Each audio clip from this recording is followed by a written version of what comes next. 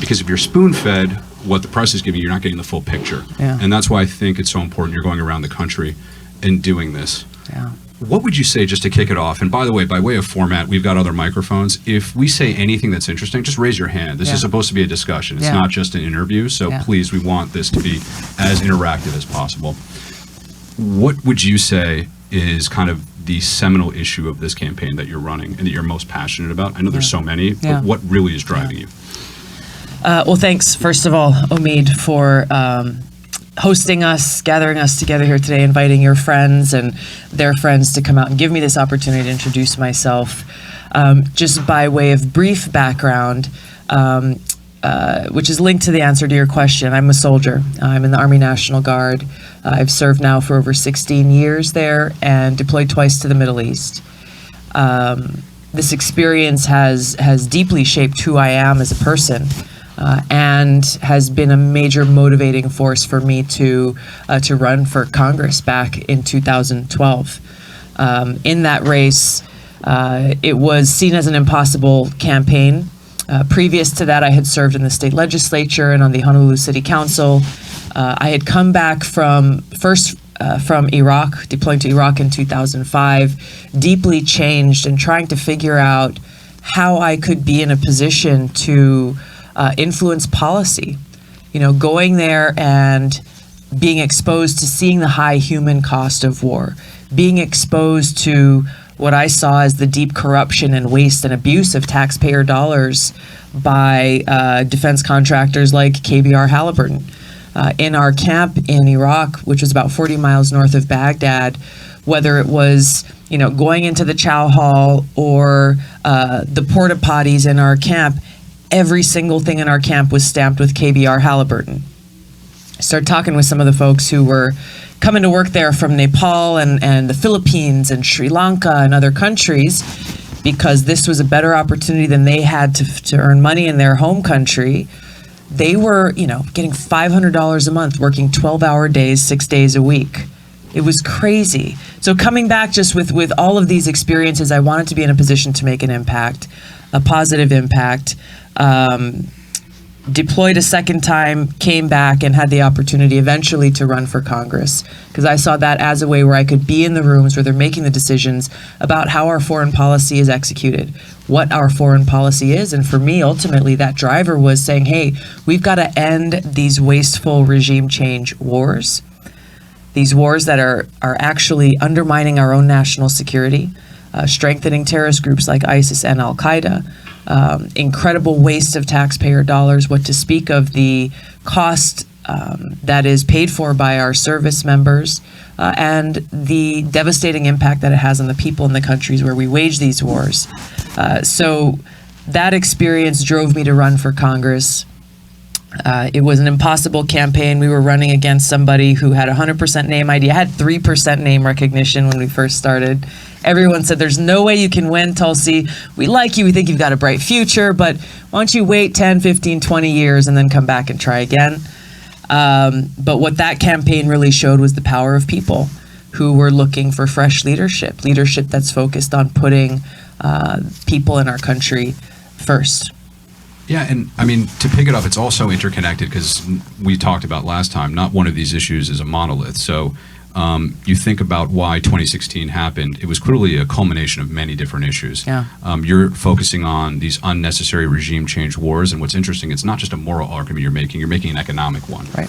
Which is that this is wasteful, where we could be spending this money at home. Yeah. And when you don't do that, you have a certain segment of society that's sent to fight the wars, who then come back and aren't trained in the new economy. Yeah. And then you lead to things like the opioid crisis, and it's just a spiraling effect. Yeah. And then you have kind of a reaction. That's right. Right? And so...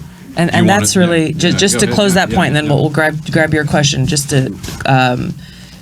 the reason why I'm making foreign policy a central pillar in this campaign is because of that very reason. We can talk about healthcare, education, infrastructure, our economy, all of these things that we need to be focusing on and making investments on.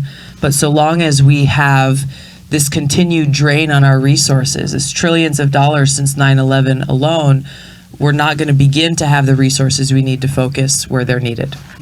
And could you just introduce yourself and your My name is Carl DeSantis. So do you think that we would have all these unnecessary wars if we had a draft? First question. Second, did you really go there thinking that you were there to defend our freedoms where 90% of Americans can't even find Iraq on the map? Yeah. Good questions. Did you hear in the back? Were you able to hear? Okay, cool. I'll answer your second question first. Look, I believed what we were told prior to the Iraq War, like a lot of people in this country. We were lied to. And my experience in being there was a huge eye-opening thing when I saw, hey, this is not a war going after the terrorists who attacked New York City on September 11th. There's something else happening here. And that, for me, changed so much. And it's what motivated me to come back and say, this cannot be allowed to happen again. The decision that I made, it was 2004. I was serving in the State House of Representatives in Hawaii at the time. Our brigade was activated for deployment to Iraq. It was going to be an 18-month-long deployment. And while there were close to 3,000 soldiers who were on that mandatory deployment roster, my name wasn't on the list. And I called my commander. I said, hey, what's going on? I don't see my name on this deployment roster. He said, oh, congratulations, you don't have to go. I knew there was no way that I could stay home and watch my brothers and sisters march off to war on the other side of the world. So I stepped away from my seat in the State House, volunteered to deploy, got trained in a different job that they need filled, and went with my brothers and sisters in uniform to Iraq for over a year. Your question about the draft, I don't know the answer to that. I don't think that the draft, I don't think we should reinstate the draft, because as a soldier, I don't want to be downrange with somebody who doesn't want to be there.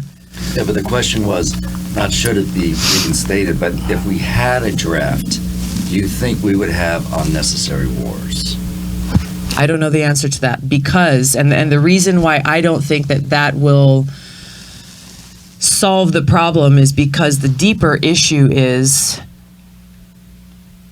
those who benefit from these continued wars are the ones who continue to push and beat these war drums, and they will continue to profit, just as they did back in Vietnam. I think that if there was the draft, as in Vietnam, you would probably have a lot more people in this country who were thinking about these issues. It would be more top of mind. They would hold their leaders more accountable. And so when we talk about the cost of war, every single service member, every single military family, we feel this. We continue to feel this now. We still have troops who are being killed overseas now in countries like Afghanistan and Syria and Iraq. But this is why everywhere I go, in every town, every living room, every kitchen, for those who don't have that direct connection to the human cost of war, I talk to them, well, what do you care about? Well, healthcare is a huge issue on people's minds. We talk about the lack of resources. Addressing the cost of war in our foreign policy is central to our being able to make sure that we've got quality healthcare, to make sure people have clean water to drink in this country. It's not a guarantee. People don't have that in a lot of communities across the country. Things like protecting our environment, rebuilding crumbling infrastructure. So while reporters will sometimes say, hey, well, why do you talk about foreign policy so much? This is why, because it is central to everything else. And for the rest of the candidates who are not addressing this issue, even though the most important responsibility that the president has is to be commander-in-chief, they're making a lot of promises that will turn out to be empty because they're not dealing with this drain on our taxpayer dollars and where it's currently going. Yeah, please. Congressman, why Pentagon is not audited? Actually, if I'm confused on why it is, what Congress is doing for, what is special about Pentagon? There is nothing special about the Pentagon. I'm on the Armed Services Committee, and for as long as I've been there, we have been pushing, passing legislation, mandating, giving deadlines to the Pentagon to complete this audit. Every single year they come back and just say, well, excuses, it hasn't been done, we're close, we're not there yet, there have been some problems, and this is something that we are continuing to hold their feet to the fire for. What we see kind of leaking out here and there are different examples of the waste and abuse of taxpayer dollars within the Pentagon. We see examples of how there are billions of dollars that have gone completely unaccounted for, where they don't even know where it went. And yet they come back every year asking for more money. So the leadership now in the Armed Services Committee, I think, is improving in holding them accountable and saying, look, we're not going to continue to sign blank checks for you when you're not being accountable to taxpayers about where this money is going. You can say, and this is the problem in Washington, though, is if you ask the tough questions or if you vote against the authorization bill, which is basically the budget for the Department of Defense, you'll be criticized. Well, why do you hate our troops? Well, you have the credibility to do that. I do, because I'm a soldier. I love my country and I love our troops. And I know that when we're not putting the resources where they're needed, it's actually dishonoring the service and sacrifice of our service members. But the mentality in Washington is, unless you are in lockstep with the military-industrial complex and people who want to continue to send our troops to fight in wasteful, unnecessary wars, then you're not a patriot and you don't love America. I mean, this message definitely resonates. This sounds a lot like how Trump sounded in 2015. I'm not comparing you to him. I'm just saying that, he talked a lot like this. He was saying bold I think things. he heard some of my speeches back in 2014, He actually. must have, right? Because he would go up there. Remember, in the primary, he said, we were lied to about Iraq. Democratic side wasn't even saying that. I mean, so obviously he's changed and he hasn't delivered on a lot of what he was saying. But clearly, this message will resonate and has resonated with a large swath of the country for a variety of reasons. And Carl, I think your point that you were making is if people's sons and daughters were going to war, they were making the decisions, obviously it would affect them in how bellicose they were being. You've heard of those people as chicken hawks, right? Yeah. They let other people fight their wars. Yeah. Please. I've got a quick question. Oh, I'm sorry, Just to follow up on the point you were talking about the Pentagon. The Government Accountability Office, does that report on the Pentagon, and what have they said recently?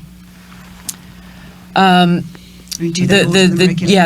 GAO has issued different reports, and this is where we have found some of these egregious examples of waste and abuse. But that's really all they can do is report. And basically, they're commissioned by Congress to conduct studies or reports on different sections and different parts of the government. But even they have not done a full accounting of the entire Department of Defense budget. And in fact, I just heard about a week ago, there is a specific office that was created to account for spending in Afghanistan, the so-called rebuilding effort in Afghanistan. And this is where a few years ago they reported on this gas station built in the middle of Afghanistan that cost us something like $250 million that couldn't be used because the vehicles that the Afghan people didn't take that kind of fuel. It was this whole boondoggle. Well, there are efforts underway right now to completely defund this office so that they are no longer able to account for and provide oversight for the over $4 billion a month that we are continuing to spend in Afghanistan. So this is something we're looking at legislatively. How can we mandate that this office and others like it are kept in place so that we can hold them accountable for the spending? In the back. Why do you think other presidential candidates who've gone with a similar anti-interventionist message have failed to deliver on that message once they got into office? Do you think maybe they learned something they didn't know ahead of time, they were gotten to by some of these interests? Maybe the president doesn't have as much power as we think they do to end these wars. Which do you think it is? Without being them and sitting in their shoes and getting the information they're getting, but coming from my own experience and from what I've seen and witnessed, they have lacked experience and conviction. I'm not running for president because I've had some lifelong dream to be president. I'm running for president specifically because of these experiences that I've had, and because I know that there are there are great limitations to my ability to impact these decisions in Congress as one of 435. But as president, you're sitting there and you're making that decision about our foreign policy, about when and where our troops are going to combat. And so there's a few things. I think, we have presidents in both parties for too long who've completely ignored Congress's constitutional responsibility to declare war. I've introduced legislation called the No More Presidential Wars Act, because the president should only be sending our troops into harm's way really as a response to a direct threat. Otherwise, Congress is the one that has to bear that responsibility, and it's a great responsibility to declare war, to authorize the use of military force. The influence of the foreign policy establishment and the defense industry in Washington is great. It's great. And when we look at both Republican and Democrat presidents, you can see how their policies really, as it relates to the military and foreign policy, haven't really shifted, regardless of who's in the Oval Office. Why is that? We look at who's surrounding them. Who are they listening to? Who's sitting in their cabinet? They are people who have, Defense Secretary Robert Gates is someone who served for many different administrations in different positions and frankly not done very well through those different positions, but he kept getting promoted. And we're seeing those policies all the way back from when the Soviet war in Afghanistan was going on and we were arming, the Mujahideen, you're seeing how these policies haven't changed over decades. That's why. So if you have a president who goes in, who lacks the experience and conviction about these issues and the need to provide real leadership, then they end up getting influenced by those around them. And in my view, continuing these destructive, wrong decisions that actually undermine our national security, undermine the well-being of our people, and end up causing extreme devastation and suffering for people in other parts of the country. This is why I took the opportunity in November of 2016, 2 weeks after Trump got elected, to go in and talk to him.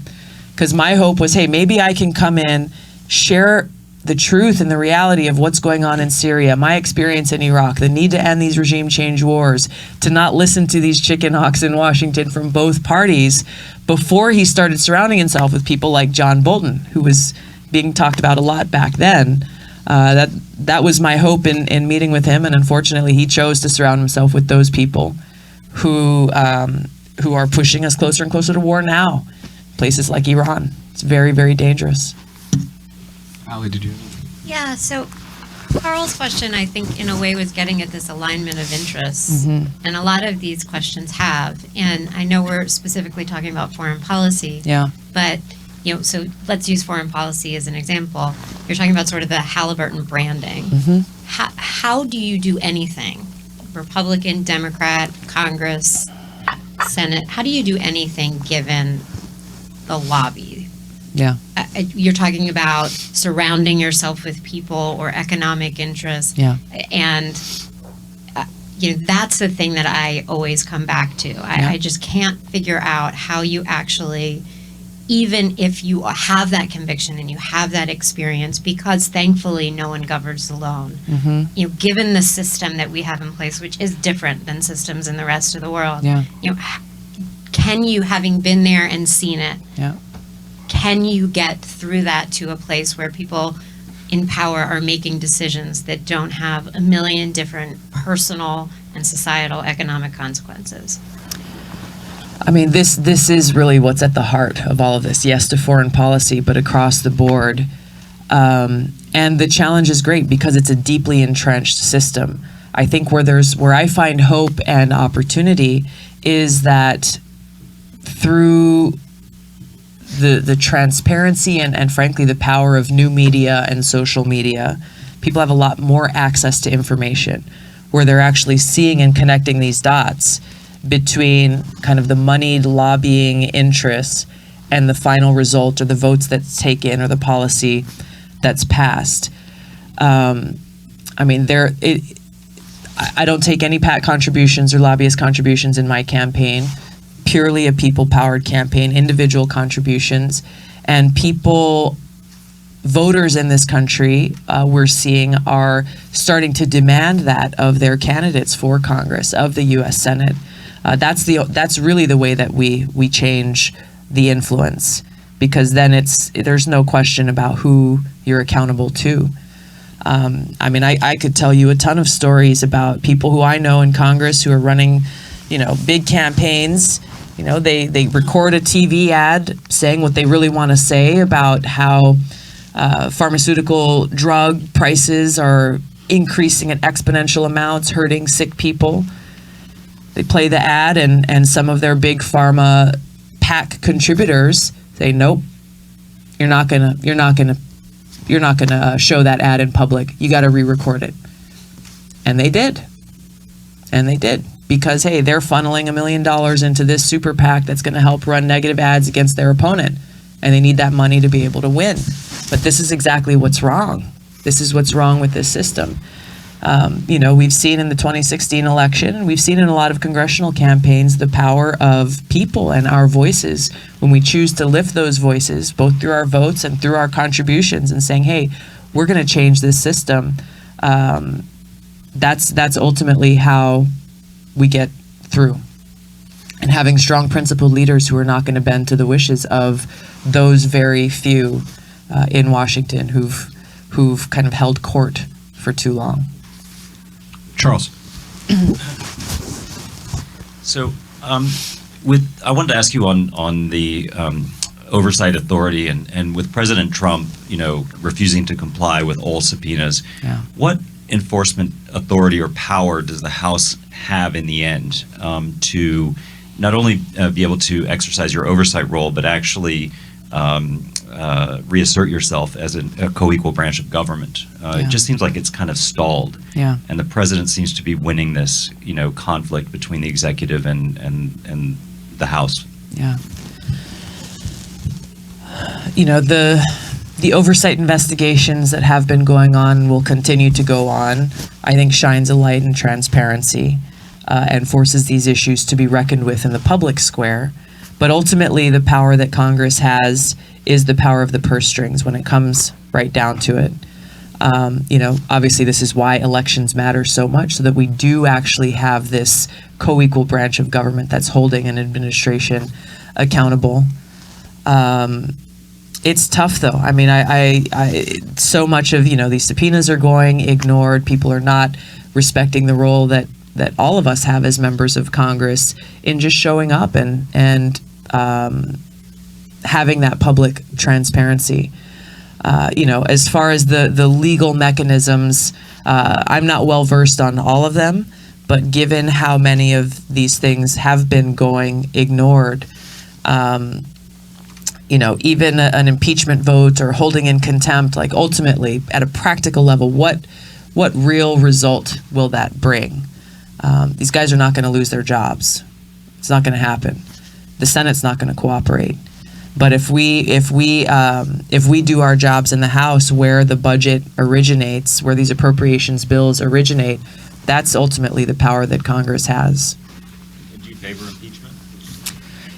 I think that ultimately, if we think about what's best for the country, impeachment will further tear our country apart. I think it's important for the country to defeat Donald Trump in 2020 and to make our case to voters to make that decision. So there's no question, there's no doubt about the direction the American people want to go in this country.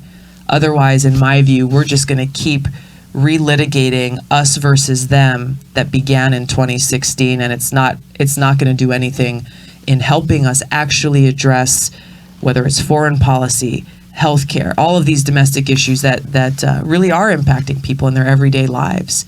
And that's something that really struck me as I've been out on the road for the last several months in the early states and in different communities.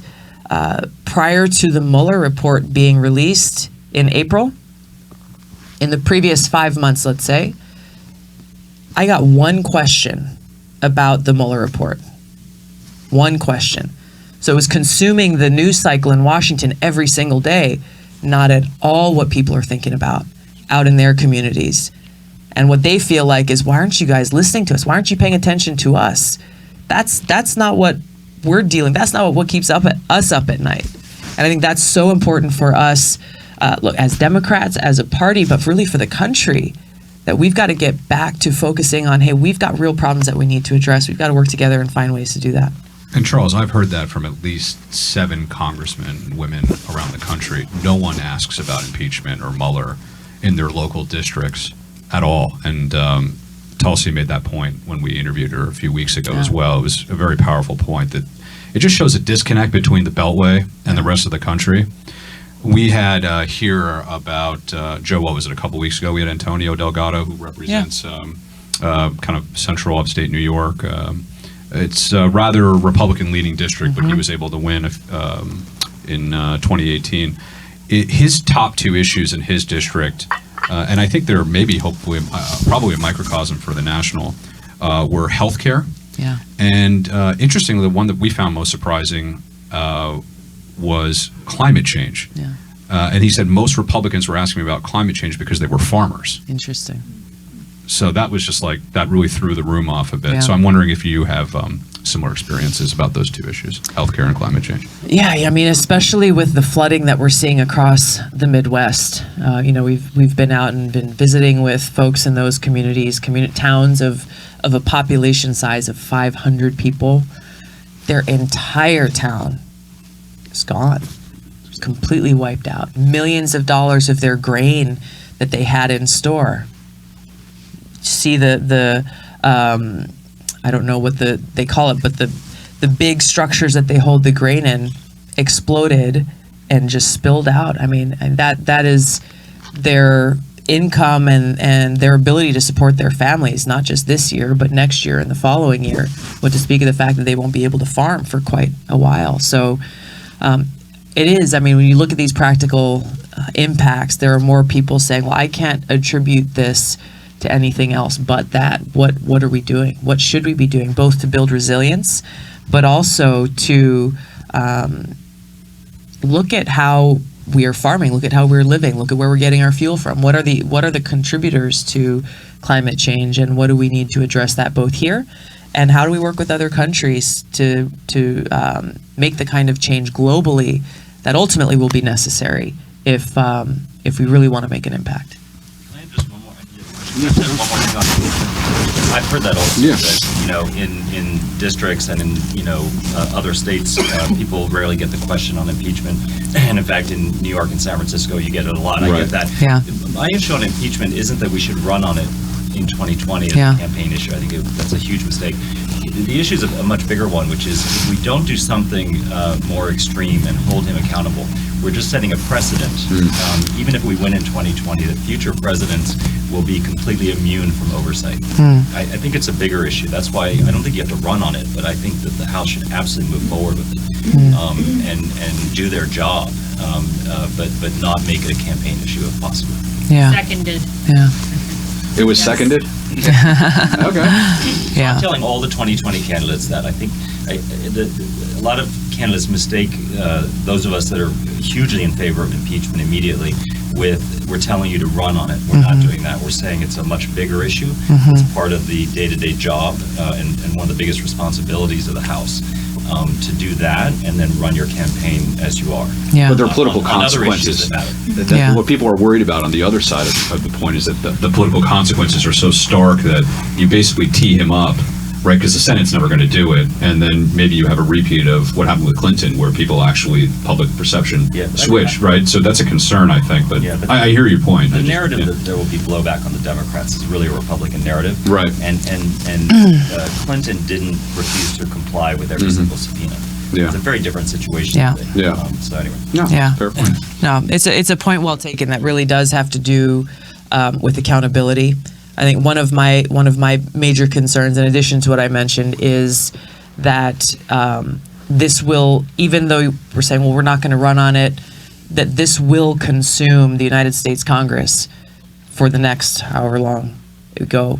And then there won't be any other issue that's brought up. There won't be any other issue that's addressed. We can introduce legislation, we can do these other things, but it will become an all-consuming thing that will be inescapable.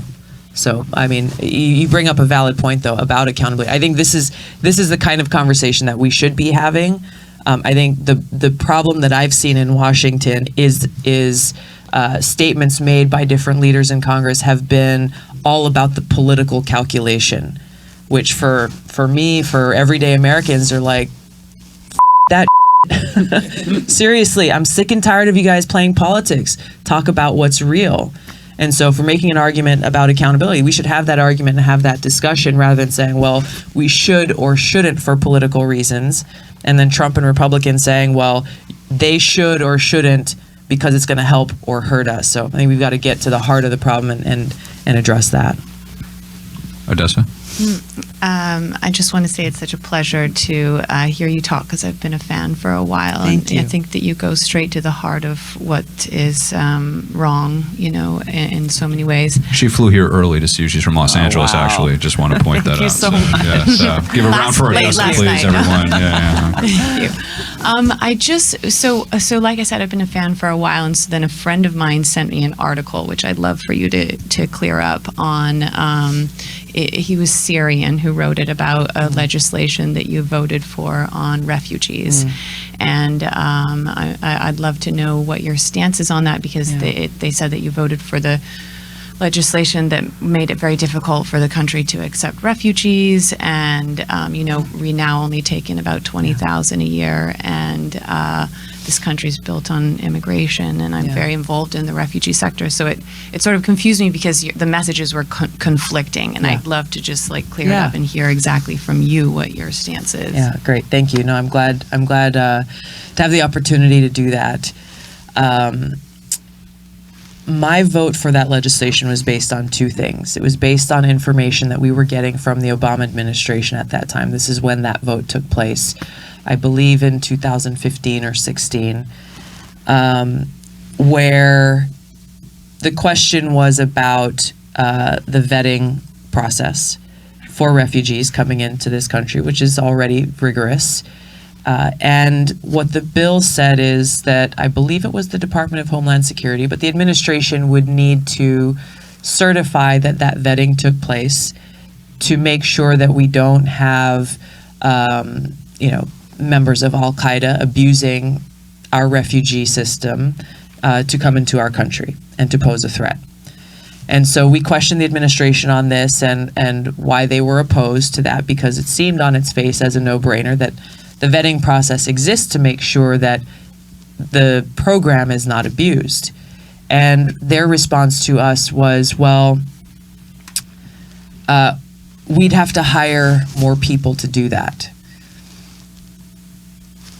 That was their argument. Said, okay, well, if we want to make sure that the process works and you need more people to do that, why don't you ask Congress for the resources to do that? They didn't really have an answer. So to me, that was not an acceptable argument. My vote for that was to say, if our system doesn't work, then the whole thing shuts down. And we saw that during the during the Bush administration, I believe, when there were two people who came into our country as refugees, Kansas or Kentucky, one of those states, where they went, and then they started plotting an attack against the United States from from wherever they were. They were caught. There was no attack. There was nothing that happened. But when they were caught, no refugees from any country were let in for, I believe, 6 months to a year. The entire system shut down. So if there are holes in our system, it actually threatens the entire refugee program, rather than actually saying, let's make sure our system is working so that we can welcome in refugees who are seeking asylum in this country.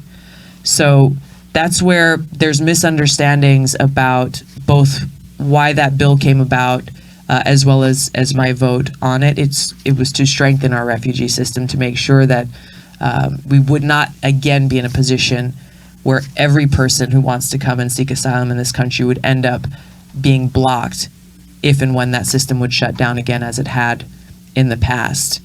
My record in Congress is strong as I've joined with my colleagues to get more funding for our refugee program, to be able to welcome in more people into this country, and denouncing the actions of this administration in drastically reducing the numbers of people who are allowed to come in and seek asylum here. So did that legislation it involve something about you needed a background check from like the Assad government? No. It didn't, No. right? Okay, because No. somebody said It was I purely- was like, no, that's because crazy that's- because the Assad's never going to give a background No, check for no, a refugee. and how could no? I mean, okay, because that doesn't make any sense at all. I was like, that's got to be your we thing. would not have any input or information or no, that would have been ridiculous. basically It was purely on the administration saying certify that the vetting system that is in place works. Right. Okay. That's what it did. Absolutely. Yeah. And then they didn't want to supply the employees to make sure that that vetting system could work. Or They didn't want to take responsibility for saying, yes, I certify that this works, unless they had more resources to do so. Right. But they also were not asking for more resources to do so. So, thanks for Thank you. asking. Yeah, no, that definitely made it much more clear because it wasn't adding up. I was like, I don't think that's her stance. Yeah. Thank you for exercising some healthy skepticism. Joe? It feels like, and Omeed and I have done things here at Core Club for people like Max Rose and Antonio Delgado that turned Republican districts Democrat by what I would describe as a much more moderate strategy than or message than the Democratic Party. But as I look nationally, and it feels like the party is moving further to the left, further away from where you are. And I guess my question is it going to take a 2020 devastation to have that correct, or can the party still survive the next round? Can it come back to a place that it's actually talking to most Americans and not to 5% of them? I think that it may take that, but I think that, in my view, we're looking at this the wrong way. That this is not about, left America versus middle versus right. I think the problem is trying to pigeonhole different people, different candidates into these different boxes, when really when you see people like Max Rose and Antonio, Connor Lamb in Pennsylvania, even they don't fit cleanly within one box or another. I think what I saw in them and what I see as I connect with people and what I see in myself is looking at issues based on the substance, saying, okay, how do I feel about this? Where do I stand on it? How will it impact people? Whether it's a quote-unquote progressive position or a conservative position or a moderate position, taking the best of the ideas that we have and saying, hey, my goal is not to serve one section of my party or another, it's to actually serve the people in my community, then I'm going to find the best way to do that. And that's where we need to go. That's where I believe there is this clarion call from people across the country, across party lines, just saying, let's use our common sense and work together, recognizing you and I might disagree on some issues and how to approach them and how to find solutions, but we're going to agree on a lot of other things. Let's work out a way towards delivering those results for people, rather than even within our own party saying, hey, I'm this, you're that, I'm right, you're wrong, my side's going to win, you're going to lose, we're going to do everything we can do to take you out. Meanwhile, people are just left like, what about us? To me, that's the problem. And when you look at the arguments within our own party, the arguments in the media in Washington, it's all kind of centered around socialists versus capitalists, progressives versus moderates, centrists, like all these things that's missing the whole point, in my opinion. I seriously think that's like the most important soliloquy you can hear from a politician, and not even to use that like in a pejorative way, right? Because they don't speak that way. Yeah. If you accept the premise that both our domestic economic policy and our foreign policy is antiquated and insufficient at the establishment level, then people fitting into one of those two boxes doesn't help anything. Yeah. And that's exactly the point of what you're doing and some of the people you mentioned. So we, depending on where you are on the spectrum, if you want to improve the country as opposed to just trying to win for the sake of winning, you have to start embracing this on an issue-by-issue basis. And that, I really think, is the whole kind of reason why I'm supporting this candidacy, is that she's doing that in a way that nobody else is doing it on either side. And it's why so much of the country gravitated towards Trump. We just need to accept that. Mm-hmm. Yeah. So, Congresswoman, do you think media is again misreading the voters' will? Like they haven't learned the lesson in 2016 getting Mr. Trump elected? And for example, I mean, I have full respect for Mr. Biden, and they are promoting him just on the basis of that he is the only candidate who can defeat Mr. Trump. In my view, I think all of the candidates on the Democratic side, including you, of course, can defeat him, actually. I mean, recently I just came back from India last week, and the big newspapers, Time magazine, this said about Mr. Modi, he's a divider in chief. I mean, the front page, and when the election results came, everybody got shocked. He got majority, actually, and they misread. Do you think it is again happening here? Or how important it is for you to have exposure in media, actually? Well, the exposure in media is very important because I need to let people in the country know who I am and why I'm running for president, and experience that I bring. I think it's what we're trying to do is to get exposure across both, the mainstream media, the cable news, the new media, the podcasts, the bloggers, just across the board, because more and more people are getting their information from other sources. I do think they're getting it wrong, and I think the media has such an incredible responsibility to report news and the truth, and that's just not what we see anymore. We see opinions, we see panels of people on all the news channels, I don't care which one you watch, sharing their opinions. You can agree or disagree with their opinion, but in all of that, the facts and the news are lost. Me and my campaign, we've been on the receiving end of very intentional smear efforts trying to undermine our campaign, coming through, NBC News, quoting articles that are completely baseless. Not just like, hey, you got a couple of things wrong in that. No, completely baseless. And I did an interview with George Stephanopoulos. He's like, well, this article in the Daily Beast says Putin supports your campaign. Based on what? Nothing. Really, nothing. Because I have 3 donors out of nearly 80,000 who, like me, 3 Americans, I hate that I have to say that, but 3 American donors, Susan Sarandon, one of them, Professor Stephen Cohen, another, both of whom are outspoken as I am, saying we need to de-escalate tensions between the United States and nuclear-armed countries like Russia and China, because otherwise we are headed down a path that inevitably takes us to nuclear war. Let's figure out how we work with other countries rather than continuing this path of conflict. End regime change wars. They're saying the same things that I'm saying about the dangers of nuclear war. And because of that, they, and therefore I, am labeled as a Russophile and a supporter of Putin. By it's Democrats, just ridiculous. by the way, that's the Twilight Zone where Exactly. you're being attacked by Exactly. people on the purported left. Yeah. For that. I saw your interview on Joe Scarborough, I think, one time, in the morning Joe, and I saw that was great, wasn't it? That was good, actually. I really appreciate the way you control the situation there. They tried to ambush you, actually. Yeah. I know. Thank you. Did we have one more couple? Let's just do a couple more before as we wrap up. Thank you. Yeah.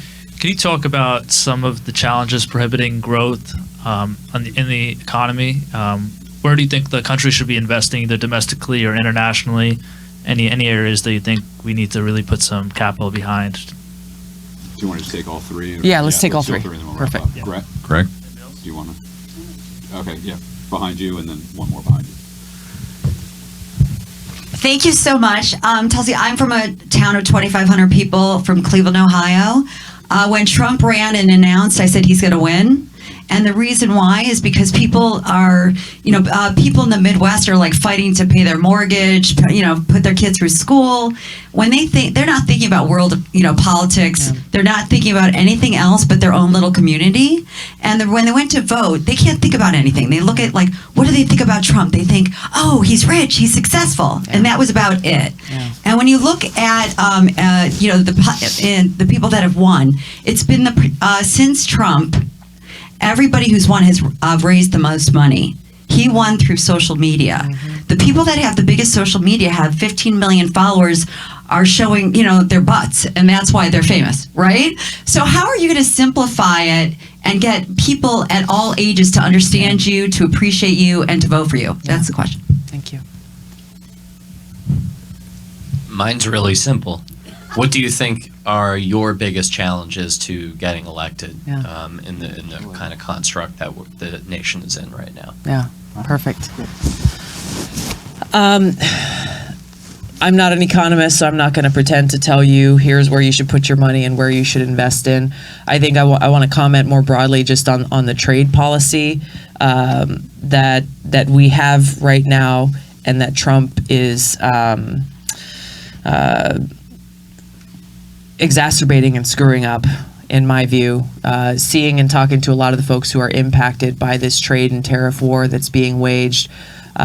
He's being tough on China, tough on Mexico, tough on all these other countries.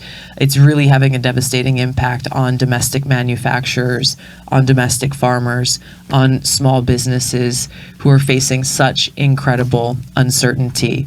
Not knowing where they should put their money, how they can plan ahead if there are tough times coming, if taxes are being increased, if tariffs are being increased, their costs are going to be going up. All of these things are already having a very direct impact, and that will continue to impact every one of us, with projections saying we're going to pay, $800, $1,000 more just in the coming year because of all these increases. So I just say I think we've got to look at the trade policies that we have, recognize that some of them have been very flawed and that end up having negative repercussions on American jobs and American businesses, and look at how we can address some of the trade imbalances that exist and some of the problems that we have with other countries with a more sensible approach that provides a path of certainty that ultimately strengthens our economy. I know this is a big topic, but it's something that I'm going to be focusing on through the campaign in the coming in the next few months. I think both of the other two questions are linked. Both the greatest challenge, but how do we reach people?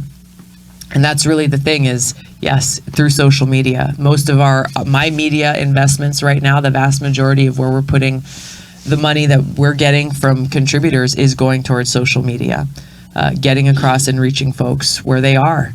And talking about issues in a way that resonates with them, and also hearing, what they care about and connecting with them there. What we see is as my message gets to people,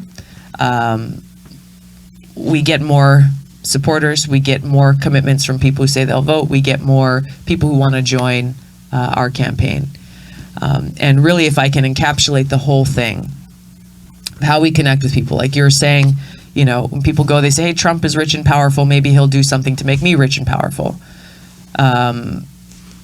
Very simply, when we look at what's at the heart of the problem, it comes down to the people have been left behind by a Washington that cares more for itself than the people. So the message that I hope people get from me and what they think of when they go into that booth to cast their vote is service above self, is someone who's dedicated their life to serving this country and wants to continue that service to put their well-being, their interests, the interests of our country above all else.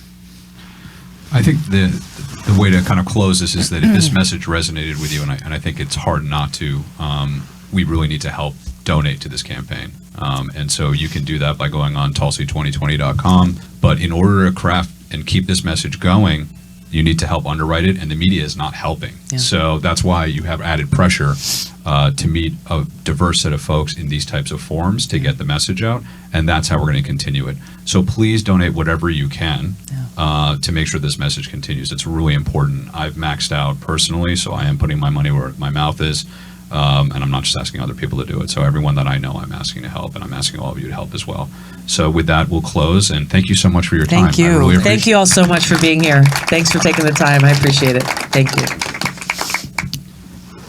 Awesome. Great job. Thank you very much. That's great. That was really nice. Fantastic. Very casual. Yeah. Yeah, it was cool. Yeah. I think people really Everybody jumped in. Yeah, totally. That was great.